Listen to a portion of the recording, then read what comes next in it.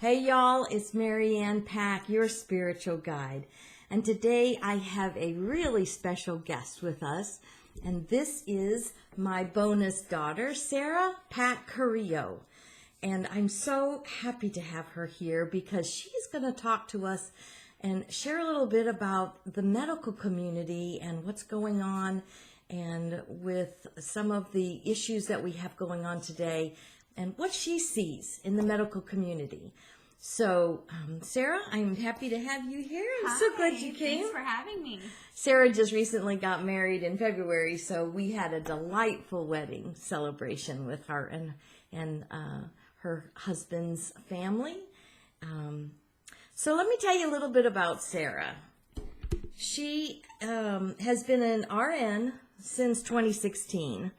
And her primary background is critical care. So she's done a lot in, is it ICU or cardiac? Yeah, so I did a little bit of both. I started out, the unit that I was in took on traumatic injuries as well as recovering fresh heart patients. So when you hear your loved one saying they had an open heart surgery, I recovered those. So yeah. Awesome. And she just recently decided to expand her education, and she is studying now for her Doctorate of Nurse Practice.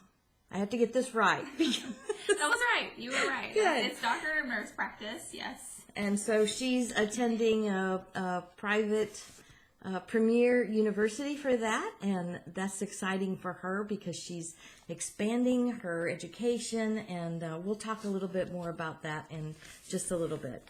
So I want to just jump right in because I know everybody's got so much on their mind about the COVID-19 and how much there's going on in the world, and I know there's just panic and fear, and so many people don't know what to do about it or what's real and what's not real. And so I thought I would get some takes on yours because you're involved in the medical community.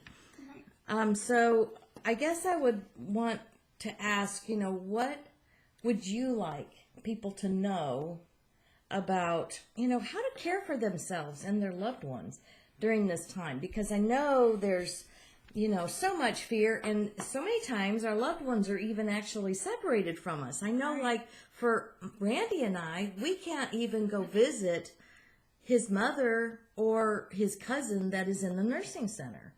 So right now, I know that's a really fearful time for so many people. What are you seeing? What do you want people to know? Well, I think, is it okay if I call you Mom? Of course. I am Mom. So, Mom, I really want people to know that, the World Health Organization and the Center for Disease Control, those are international organizations designed to regulate these types of situations.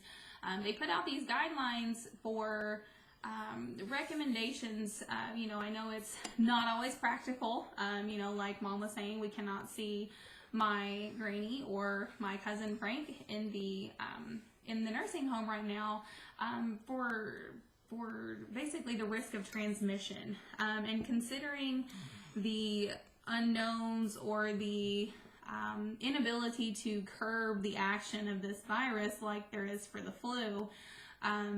There's too many risks out there for your family members. So it's not to say, everybody's got it and it's going to spread like wildfire. It's to say we need to protect the more vulnerable populations, and that's going to be our parents and grandparents.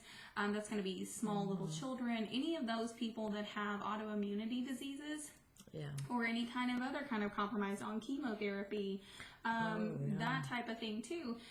You're just more susceptible to it. So the guidelines are in place to stop the transmission. A lot of people are, wondering, well, we can't have a congregation of greater than 10. Oh my gosh, well, we had all this planned. What are we going to do? Like I said, it's not practical for our daily living habits, but it's there in place to protect those people that we do love and that we do care about. And so just just keep those things in mind when you're traveling and going out. Wash your hands like always. That's the standard precaution. As a nurse, I do this 4,000 times a day in between kiddos, patients, anybody that I see. I wash my hands, even up to the middle of my arms. Sometimes I take off my watch, rings, all that kind of stuff. Don't touch your face. It's very hard. You don't realize how much you touch your face until you have to stop touching your face. Trying to be more mindful of that. It's just like, you're like, oh, okay, yeah, Yeah, so, exactly. Yeah, I mean, is that what you were looking for, Mom? Yes, okay. Yes. And just to kind of reassure people that there is a way through this. It's not going to be forever. This is not a permanent situation. We always know that there are curves and ups and downs through all of these kinds of diseases that are around us every day, that are popping up new all the time. So what is there any other specific, like, kind of just the overall feeling? How is the medical community feeling? What's their pulse? Do they have fears? Are they a little bit more confident? What is the pulse that you're feeling around you? So with our background and knowledge, it's a delicate situation to navigate, because you do have the background and the knowledge that you do know what you're supposed to do. It's just that in situations like these, the guidelines and recommendations are changing daily, sometimes hourly at this point. And so we as a medical community, we're just having to roll with the flow too, just as much as, general society is as well.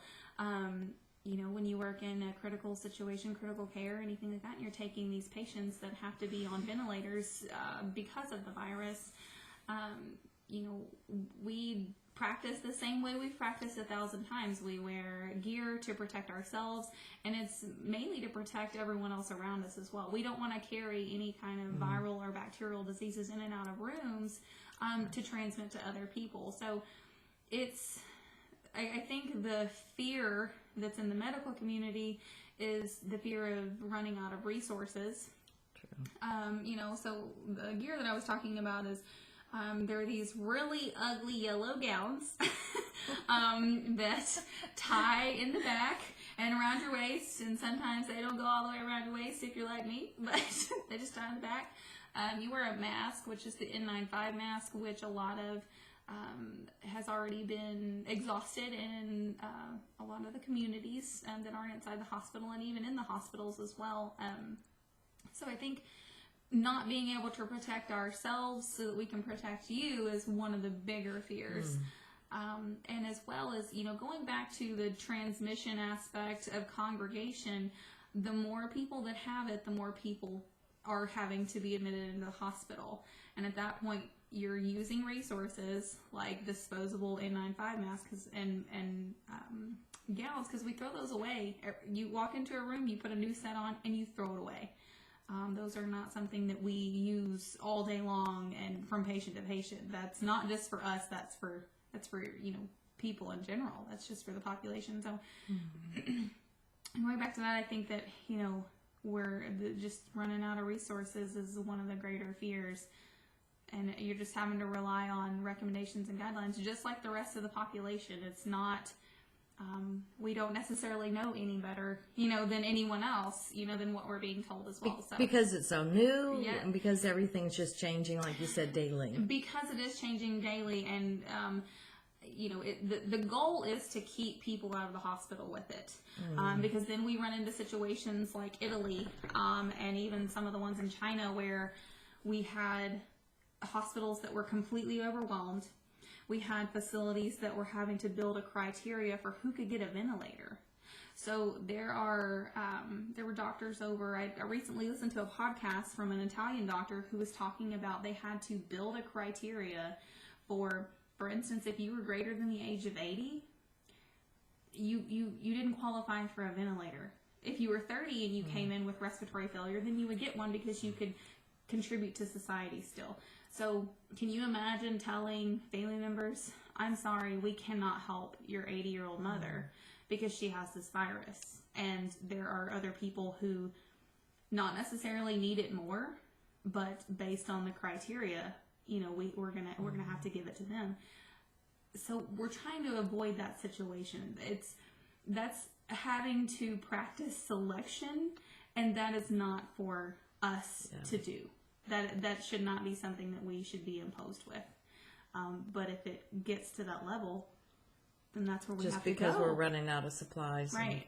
And So you mentioned that. What do you think as far as like the countries? How should they work together to gain more knowledge faster, to put this together a little bit faster? Can you speak to that? Sure. So, with the World Health Organization and as well as the CDC, they're both collaborating together. They're taking into account what each country is experiencing individually and then also holistically as well.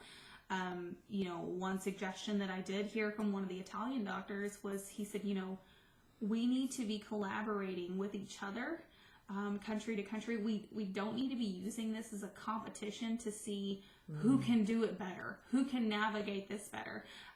We need to be using each other as, no, we tried this, don't do that. We did this, try that. This seemed to work better for us. And to go ahead and have emergency and crisis guidelines in place before it's a crisis.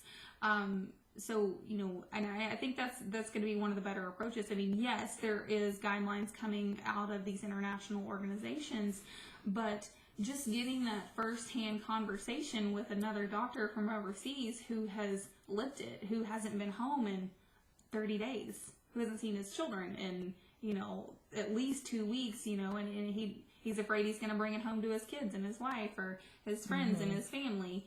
And, I think that we should be definitely collaborating doctor to doctor, not necessarily relying on, third-party information coming down from some of the organizations. I think it would be beneficial. So, I was thinking about Sarah's brothers are also, the younger brothers are in the Texas Army National Guard. And, we as a family, having the kids in the military right now, are you seeing any movement, or is there any issue with, calling some of these guys up, or have you heard anything? I've heard a little bit as far as calling in some of the National Guard for standby, and that is for mostly crowd management, if you will. That's for crowd management purposes. And it's for protection of the society in terms of, it's going to be really hard to regulate supplies and groceries, especially if people continue to overbuy in fear of the unknown. And so what I think the Guard would be in place would be for rationing of supplies, and kind of enforcing that, loss prevention with the grocery stores. And as well, I mean, if it came to it, I'm going to assume that there probably would be some armed guarding of hospitals in the case that it got to that point, especially if the organizations choose to limit visitors or to completely exclude visitation for any family members, which would be really, really unfortunate. But the more contact, the higher the rate of transmission. And then you congregate with your other families to tell them about how your mom is doing or your brother's doing, and then you could potentially be spreading it to them. So that people don't, overreact and want and demand answers in times in the hospitals when the nurses are completely overwhelmed. It's not that we don't want to talk to you. It's not that we don't want to explain everything to you. I mean, believe me, there's nothing that brings better joy to me than being able to sit down and delineate every little aspect with people and explain it 9 ways to Sunday. But in times like these, we have to give you the skinny version sometimes, and it's really unfortunate for everyone. Are there hospitals that are already limiting access for them coming in to see loved ones? Are certain floors, or That I'm aware of right now, no, in the state of Texas. That I'm aware of. For the state of Texas. For the state of Texas. Because that's where we are. Right. You could check that credibility elsewhere if you would like. I do know I have some friends that live out in Seattle that previously worked in California, and I do know that in California they have gone into complete lockdown, and that if they do not have their nurse badge on or official identification, that they are asking them to leave. Yeah. This can be, y'all, this could be really scary times.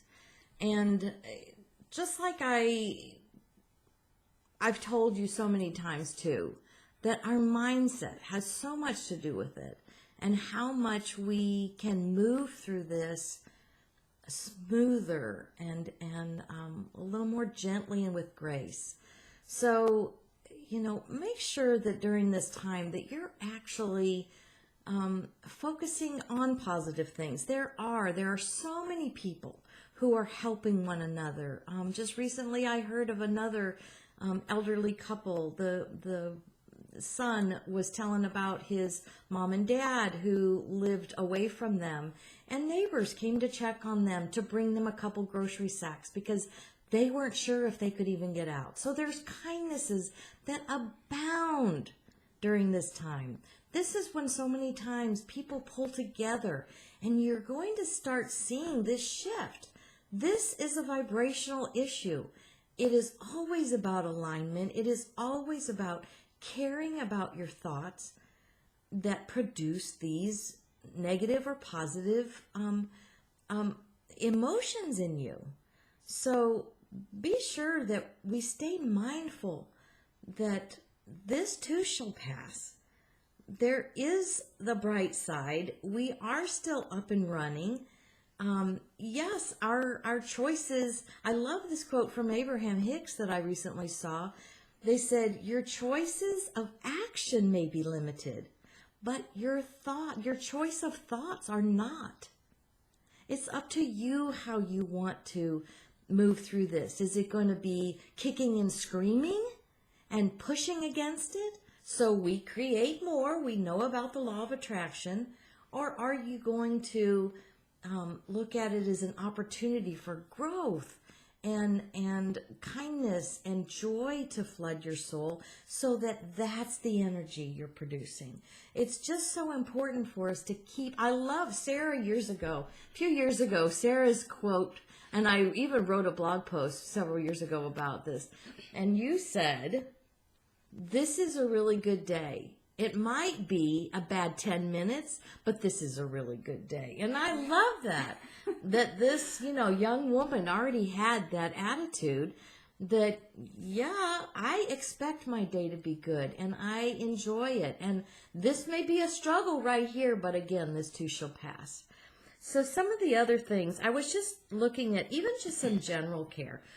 As a critical care nurse, what would you like the family members of, people in your unit, critical care, what do you need for them to know that would make their time in the hospital with their loved ones easier? Or, are there things that they need to know behind the scenes that you have to be involved in that they're not seeing, so they think you're just missing? You're missing in action, and they're wanting to know why their loved one isn't being cared for, but you have your finger on the pulse of so many aspects of critical care and administration and, all the things that go along. What would you like to reassure people who have a family member in critical care? So I guess some of the high points for me, coming from the top down, in an organization, especially when you work for a larger corporational organization, or even rural hospitals as well, there are reimbursement opportunities for the hospital based on some different kinds of outcomes. There are ones called nursing sensitive outcomes that have to be performed each year for reimbursements and bonuses and monetary means, if you will. So, we have our managers who, have the hires and the superiors breathing down their necks about about meeting these goals, or what we call a fallout if you don't complete a certain amount of steps in a certain amount of time. For instance, a specific scenario could be a heart attack, myocardial infarction that comes into the ER. It's like door to balloon time is got to be in a certain amount of time, and if you don't meet those measures, then you fall out. You said door to balloon time. Can you Okay. explain that Sure. to So- because she rattles off these nursing terms so fast. My head spins. It's okay. So door to balloon time. So when you come into the hospital and you're having a myocardial infarction, aka heart attack, typically it's attributed to some kind of occlusion in one of the arteries that's in your heart. There's several of them. Blockage. Here you go. Sorry, a blockage in your heart. So Layman's terms. So when they come into the ER and, you're grasping your chest and you're like, I can't breathe, this arm's numb, I've got all these kinds of symptoms, like I feel like my blood pressure's super high or really low.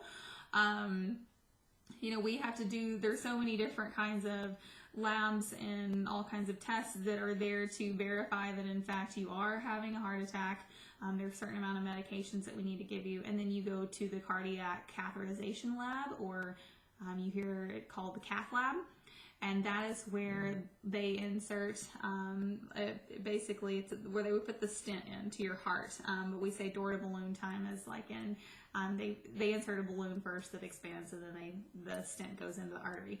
So, we have certain things like that. That's just a one example of things that we have to follow. So, charting is where they usually look to make sure that these things are being met. There's certain ticks and boxes and key holder type things that have to be fulfilled throughout the day. So, if I could just go to work and take care of patients, I would be the happiest person in the world. If I didn't have to chart on patients, that would be the best thing ever. Because I love taking care of people. I love talking to people, all kinds. It's when I have to sit down and chart for 2 or 3 hours to catch up on my day is when I'm like, that takes away from my day. But as a family member sitting in a patient's room, this is probably the circumstance that I just despise the most, is when, I've just been in a patient's room, okay, and we're required in the critical care unit to round hourly. During the daytime, sometimes it's bi-hourly at nighttime. It depends on your organization. And you're talking about doing rounds. Going into the room and you're checking on 5 or 6 different little things. You're checking to make sure that your medications aren't low, that they don't need to go to the bathroom. Those types of things. You want to make sure they're positioned in bed. It's called the 5 Ps, actually. It's a nursing thing. But anyway, but what family members see is, I might have just round on a patient and I'm going to sit down to chart. And while I look like I'm just playing on the computer, I promise I'm not playing solitaire or spades. I am furiously charting on the last 6 or 7 hours of my day. In the critical care, you typically have 2 patients, depending on the acuity. Sometimes you can have 3. Lesser acuity, meaning less sick, you might have 3. But just patience. I promise you that I can see the monitor. Typically, there are external monitors that are talking to the internal monitors in the patient's rooms, and they make horrendously obnoxious noise when something is actually wrong. And the longer you're a nurse, the more you learn these sounds and signals. And I know that, if I'm sitting here charting with my back to a monitor, and I start hearing a noise, I turn around and look, and I'm, and I say, is that my patient? It's not my patient. Okay. But is there a nurse going into that room to check on that patient? And if there's not, I stand up and go. I went into several people's rooms that they're not my patients, but somebody needs to check on them. So, because the nurses can get tangled up. Right. We know that. So Right. just the ease yourself that yes, she's on the job. Yes. It's not that I don't care about your loved one. It's not that I dismissed that their water cup was empty or that they knocked it over on themselves. I might have just not seen it in the last 10 minutes. Or or maybe your mom who forgot that her call light was sitting right beside her, didn't know how to call the nurse, or, maybe she was just saying, oh, it's just water, it's fine. But then you come in and you're like, oh my gosh, there's water all over your bed. How long has that been like that? I promise it hasn't been that way all day. Despite what you may think, I promise it hasn't been that way all day. So yeah, just with your healthcare workers, and especially in times like this, grace and patience, and we are totally okay with talking to you. We want to explain things to you, and I think that I have drawn on more pieces of paper or the back of my hand or whiteboards trying to explain something to patient family members so that they can understand. I don't know how many times I've taught the numbers on a monitor, and I like doing that because it gives family members that assurance that A, somebody's paying attention, B, somebody took the time out of their day to explain that to them, and C, now they can understand a little bit better what those numbers mean, and they know they're a little bit more assured if they hear an alarm. It's like, oh, that's just that. The nurse explained that one later. It's fine. And she can see it. So just grace and patience, please. Like we appreciate that more than anything. More than anything. So. I can imagine so. Let me see. I already asked you about the... Okay, let me ask you about, because y'all know that I'm a holistic life coach also.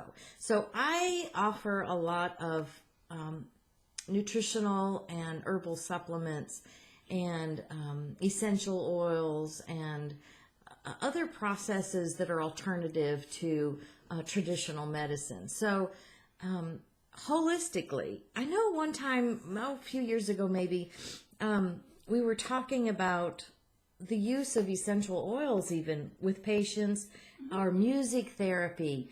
Some of these alternative kind of treatments, what are you seeing in the medical field as far as that? I know you had a little bit experience with the essential oils, and the hospital is running certain music for music therapy. Yes. What's your experience? So with music therapy, we did have one particular nurse who brought it into the unit and was saying that, she said, I'm telling you, the music really helps. It really helps. And so when we would have traumatic head injury patients, so this is going to be, you hit your head really hard, you were ejected from a vehicle, very traumatic instances where not only is your blood pressure fluctuating, but the pressure in your brain is also fluctuating. So we use all kinds of different intravenous drugs to regulate that pressure, to make sure that your brain is both perfusing, but that your blood pressure is not so high it's doing irreparable damage. Perfusing.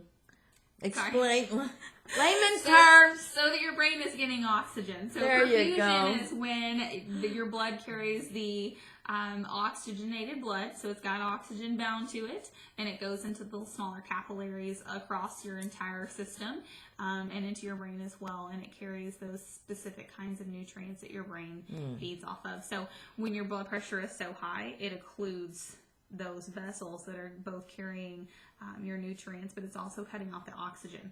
So when your blood pressure gets too high, the brain pressure, it's what you call an intracranial pressure. When that gets super high, that can oftentimes lead to more damage. So you're saying occlusion, is that a stuff down, or is it like a constriction in the veins so that the blood is not carried? Right, it's just not getting there. It could be because your brain is swelling. It could be there's already dead tissue or anything of that matter, or but yeah, so if there's a bleed and the blood is outletting before it ever gets to another part of your brain. So if you have a vessel here and it's bleeding here and you have blood leaking here, everything past here is not going to get oxygenated blood. So at that point you have an anoxic injury, and it can worsen if the blood pressure gets too high and it ruptures those vessels in there. So we're regulating those types of things. But with the music therapy, oftentimes I have unfortunately taken care of some younger people, anywhere from the ages of 16, 17, 18, 19, still living in their parents' house. And, you know, we oftentimes would ask their mom, you know, what's our favorite kind of music? You know, and she's like, oh my God, it's rap. You know? And I'm like, well, that's fine. Like, if that's what soothes them, like, I'm totally okay with that. And you can watch these pressures in their brain go down, and we can turn the medication down, and it won't be as manipulative. And it's just that the music is calming and it's soothing them. And, you know, I fully believe that patients. So even as they're, sorry to interrupt. No, but sure. even as they're unconscious, Yes. with a traumatic brain injury, Yes. they can hear this music, Yes. and it actually alters their physiology. Yes. Yes. I have seen that happen. So, yeah, that as well as the essential oils too. So with essential oils, we cannot apply them to the patients because it could have things in it that could alter some of the drugs that we're giving them. Yes. So especially if it goes through your skin or anything like that, and we don't want it to have an interaction. We also don't want to cause an allergic reaction if we don't know that you're allergic to that. Right. So we can't apply it to your skin necessarily. But what we can do is a lot of times we'll take the little alcohol pads, or not alcohol pads, but the little gauze pads, and saturate it with that oil, and we can put it in a little medicine cup in the corner of the room. Oh. And you know, or at the door jamb, right outside the room, or just in the, you know, in the unit and in the hallways, you know, and just, you know, by the computers. And not only is it therapeutic for the nurses, especially when we're wound tight, but you know, it's also for patients who, you know, it's soothing, it's calming, it brings some of that relaxation to them. And so the only downfall of that is when you're on a ventilator, that is considered a closed circuit. And what that means is that there is no air from the external environment crossing into your respiratory system, because it is completely occluded purposefully by a cuff, and the machine is filtering the air and is manipulated settings so that it's nothing's getting into your system. So that's why we go with the music therapy in that situation, because you can still hear. And I mean, and unless you have been instructed to not do so, which I have had to instruct people not to talk to patients with traumatic brain injuries, and that's another topic I can get on in a second. But talk to your family, touch them. It's been scientifically proven with therapeutic touch, and you know, hearing your mom's voice or somebody you're really close to, that helps people. So, like I said, unless your nurse says, please do not touch them and please do not talk to them, you know, be there. Like, it's okay. You know, it helps. It really does help. Just that voice and connection. And again, you know, y'all, you know, we are connected eternally by our spirits. So no matter if that person is, you know, unconscious, their spirit is hearing them. I mean, that's certainly how music therapy would improve people's conditions too.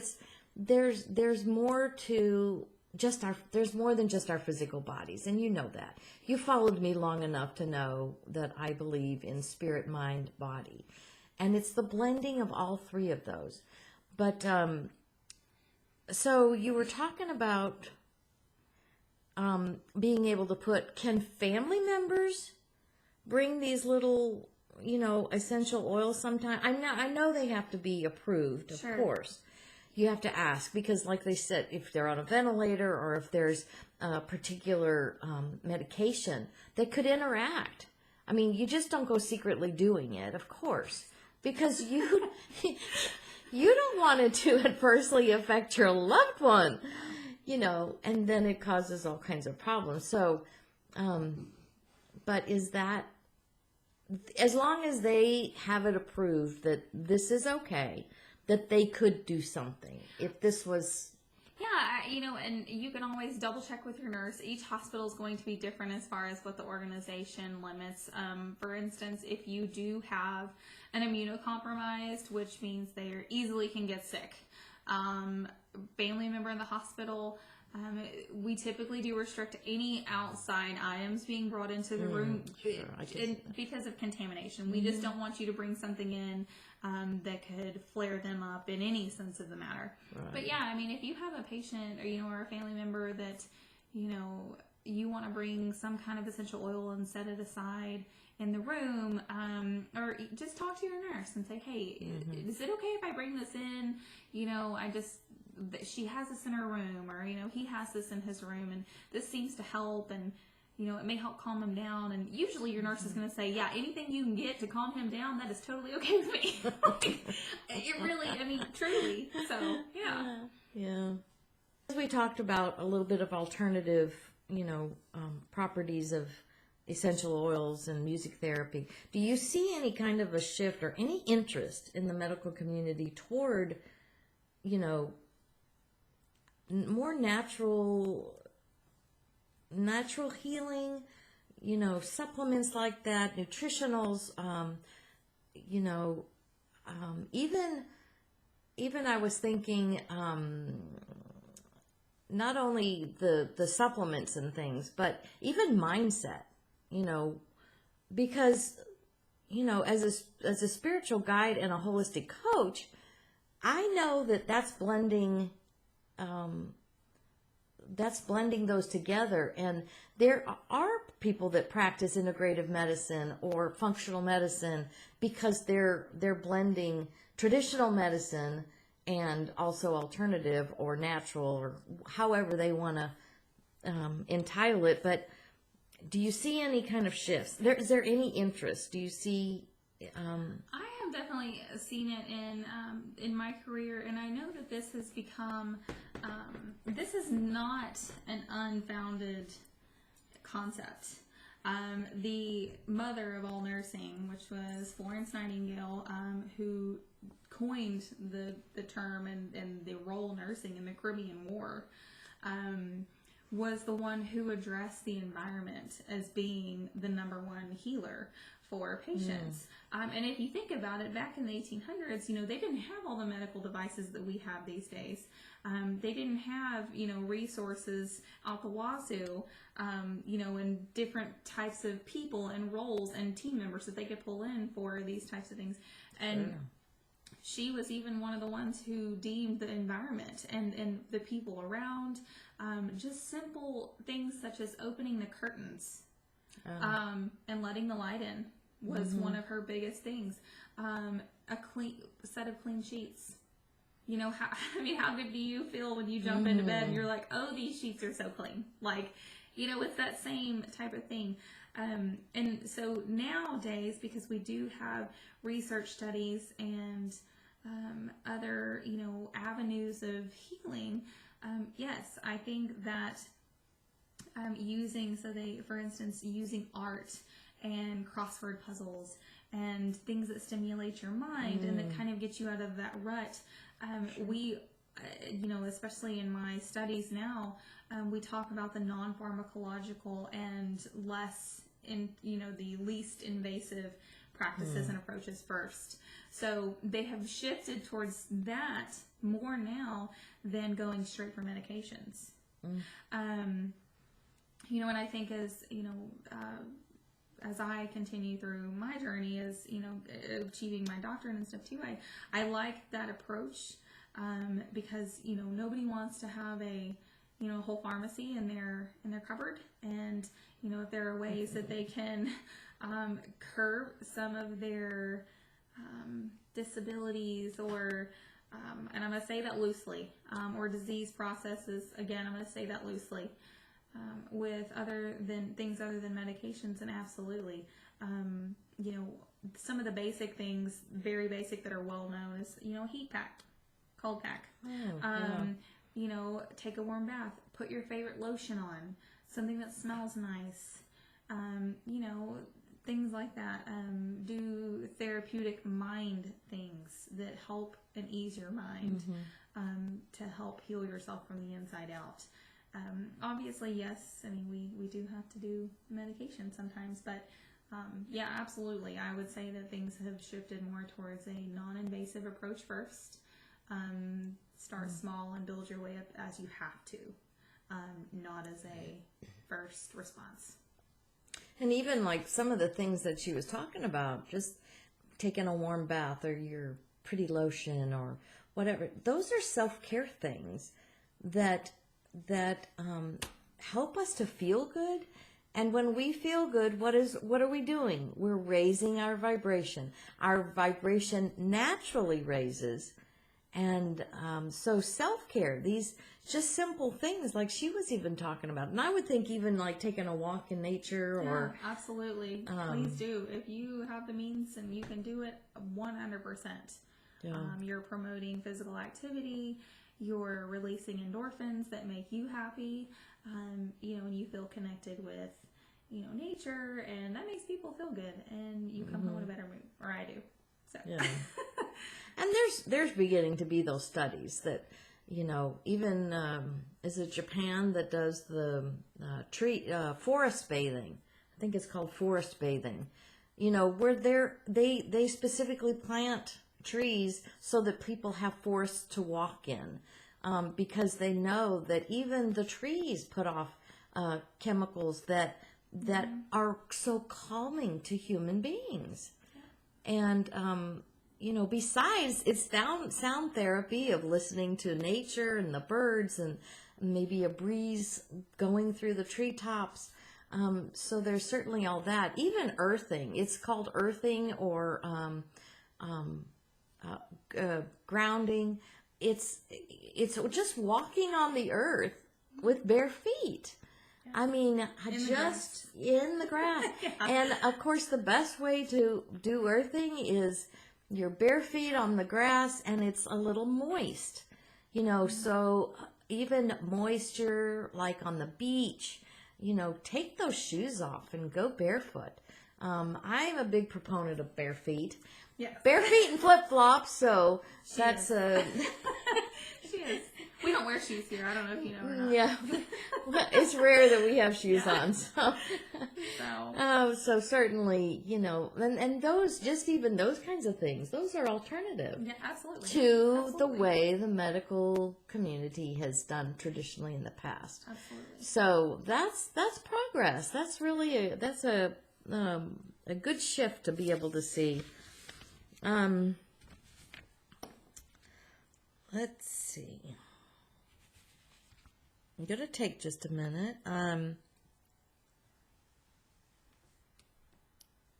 So I've got to try to read my writing here. I can't read her writing.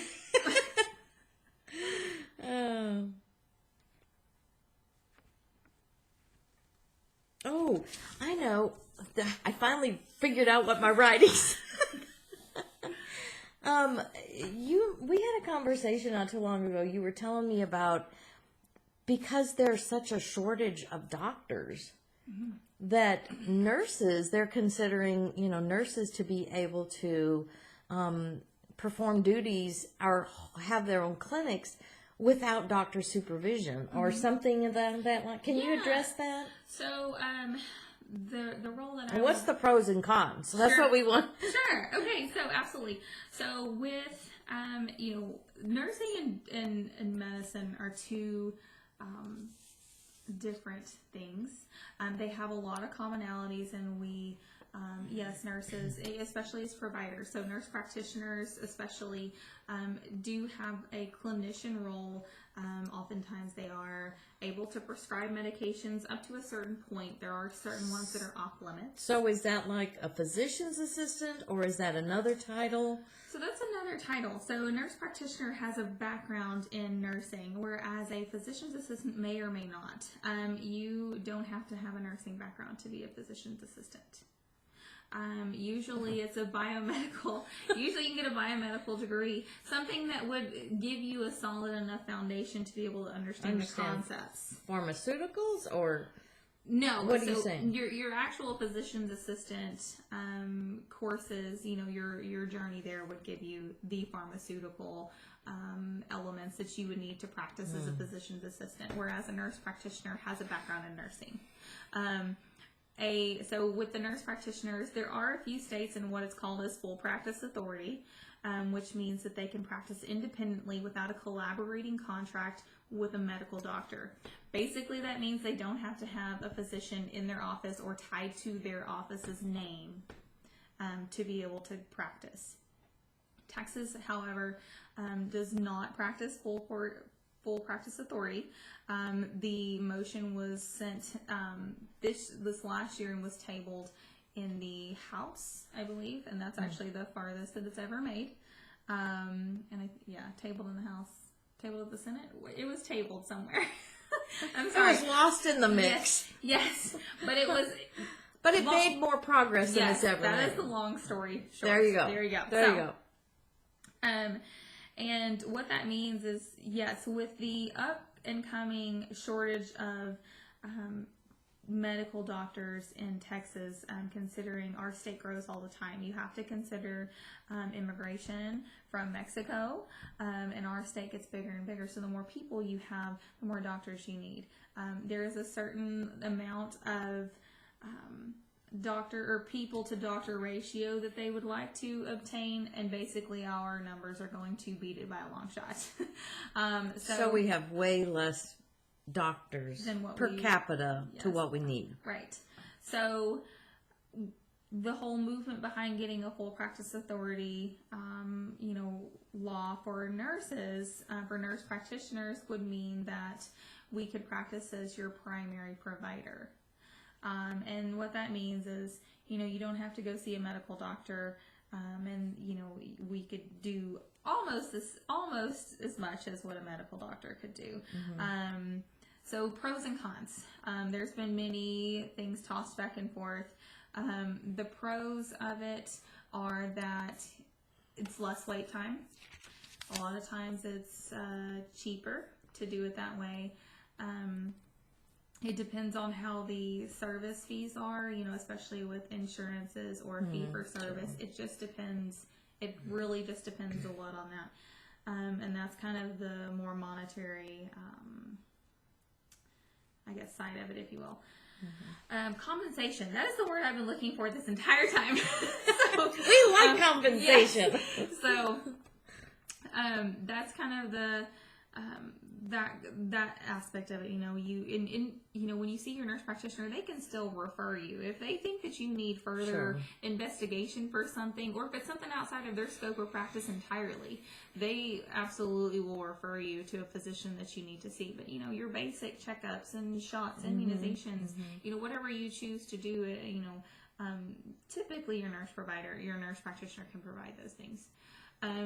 The cons to it are often argued in a sense of they don't want nurses practicing independently without medicine, because it is a different, and we don't have the exact same residencies, if you will. So doctors go through residencies and they go through all these years of training and stuff, whereas nurses, we practice for a certain amount of years before we can even go back and get this type of degree, typically. A lot of schools require experience before even going back to get a nurse practitioner degree. There are some that don't, but most of them will, and especially some of the more prestigious universities will. And yours required a few years, at least 3 years at least of 3 nursing practice before she could even apply. Right, and then it had to go before the board of their admissions. They had to review my case and had to deem it whether I was good enough to be there. And she is. So I guess that's a little tidbits on both sides of that.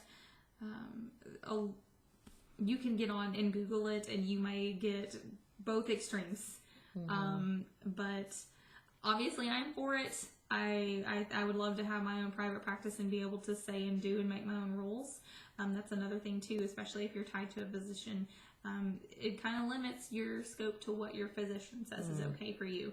And, as nurses, we have that holistic view in that we try to help the entire person versus targeting certain things. And medical doctors do too, don't get me wrong. But we go at it as a nursing approach versus, nursing almost like nurturing. Yes. That would be right. That's kind of a way to put it, if you will. Yeah. So would these, like when you have your doctorate degree in nurse practice, I keep wanting to call it different things, but then if you have a clinic or you have your office, do you actually, if your patient was had to go to the hospital, do you follow them there, or do those physicians, do you like have privileges at hospitals to follow your patient or not? So that's going to depend on if, like you just said, if you have privileges at that facility or not. Okay. So sometimes there are primary offices that do have privileges in the hospital, and they will follow their patients as a hospitalist, which is kind of like the general physician that is overseeing your case. If you have to have specialty doctors like infectious disease or pulmonary or oncology. So would that person kind of coordinate, I'm pulling in this specialist, this Yes. specialist.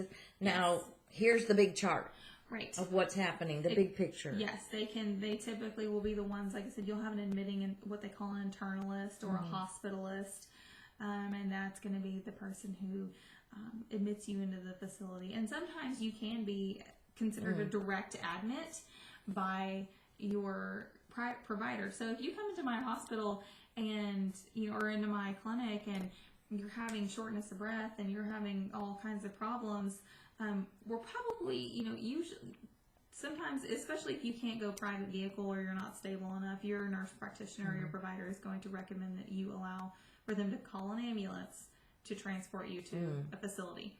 Your provider will then call that facility and give what's called a doc-to-doc report or provider-to-provider report, and kind of give them the lowdown on the situation, what's going on. Now, yes, if you have privileges in that hospital, absolutely, you can follow your patient through and through. But it's going to be organization specific or provider specific. Sure. It changes. Yeah. So. And yeah, sometimes they don't even let nurse practitioners have privileges like that, especially as primary roles, especially if they're not full practice authority. They would have to get the physician involved. Right. So I can see that. I was referring more to, like, if this comes about where nurses have, what is it? Full practice authority? Full practice authority. Okay. Got it. It's okay. It's a mouthful. layman's term. It's totally a mouthful. I get it. There are certain guidelines when, especially physicians and nurse practitioners or whoever your provider is sees you via tele, whatever their portal is for speaking to you, at a remote location. Yes, there is definitely some advantages to that. I guess the shortfall on that is if they think that you really do need an actual comprehensive assessment or they really do need to see you, they're going to advise you to do that otherwise. Sure. But yeah, especially if you've got, flu or, symptomatic, things like that, yes, there's guidelines that the nurse practitioners or the physicians can go ahead and call you on medications for that. Okay. So they can actually give meds. Yeah. By tele. Yes. Okay. Yes, they can. Yes. So, well, I hope y'all are enjoying this because I'm enjoying having Sarah here. We don't get to see her that often, so I guess I would ask you, is there anything that you see on the horizon for healthcare? Is there things that you hope for? Is there things that you see that are shifting? Because we did talk a little bit about, times are shifting. There are people, more and more physicians who are getting interested in not just traditional medicine, but treating the whole body. I mean, even the mindset. There are some who are looking to incorporate mindset transformation and soothing the patient, or even having the family, prayers for the patient. That healing increases. So, what do you see even on the general, the horizon of healthcare? I guess maybe to answer your question, I guess I don't understand. I guess specifically what you're asking for. I mean, yes, I would like to go. I would like to see all providers kind of unite. Yes, nursing and medicine is completely separate professions. However, you know, it's only been recently that nursing has kind of emerged as its own profession and not just like a support role or something. Yes. In fact, when I was going through nursing school during my undergrad, nursing is considered part of room and board on your, yes, if you do like an itemized list. And that was when I was going through nursing school. And I would have to check that again. You mean like on your taxes? No, like as far as your bill, your bill. Your university bill? No. Your hospital bill, like a patient bill. Oh. Nurses were considered room and board. Nurses are considered room and board on your hospital bill. Yeah, that was when I was going through nursing school. So, it may be some changes. Yeah, there. you may have to check it again, but it's only, my point is, it's only been recently that nursing has been recognized for its role in healthcare and holistic healing. You know, it's not just like just attributed to the doctors. It's like, oh yeah, there are nurses. You know, they have awards now and stuff for like the it's like the DFW will do a greater 100 nurses, you know, and they'll get nominated by their facilities, and then they'll recognize these nurses. They'll do things like that. They do different Daisy Awards, and that's usually an internal organization nomination, where, you know, you get nominated by patients and their families. So if you have a really great nurse, make her day and nominate her for the Daisy Award, because she gets some Cinnabon? Yes, cinnamon rolls, and we love food. So, yes. Okay. And a big banner. Yeah. And a big banner. Ooh. Right. Yeah. So nominate your nurses for good awards for the Daisy Award. Yes. So I so appreciate you all coming and listening and viewing this video. I so enjoyed having Sarah here, and I'm so thankful that that we have choice of thought, that we can make feeling good our number one priority, that not only is our purpose in life to experience as much joy as possible, we are joy, looking for a way to express. And I love that from Abraham-Hicks. So I want to thank Sarah again for coming, my sweetheart. I call her my sweet pea. So it's always fun to have her come back home. And I love you all. I thank you. And this is Marianne Pack, your spiritual guide.